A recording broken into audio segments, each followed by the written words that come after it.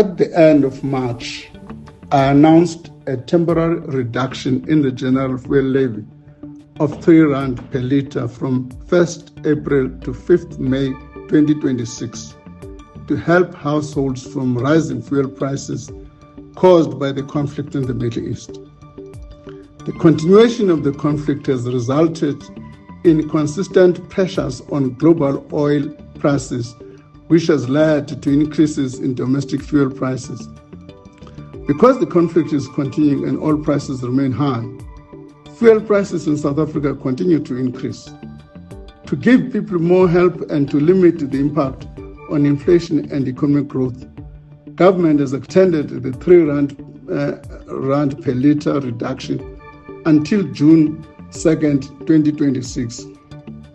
Given the large and expected increase in the price of diesel, temporary relief for diesel is increased by 93 cents to R3.93 per litre, reducing the levy to zero from Wednesday 6 May 2026 to June 2nd, 2026.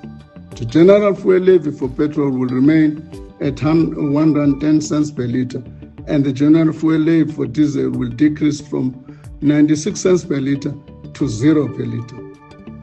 For the month of June 2026, the levy of relief will be halved to phase out the relief before July. As a result, the amount of relief from the general fuel levy will be reduced to R150 per litre for petrol and R196 per litre for diesel, effective from Wednesday 3rd June 2026 to Tuesday 30th June 2026. There will be no further relief from the 1st of July onwards. The estimated cost of temporal fuel levy relief from April to June 2026 is R17.2 billion in foregone tax revenue.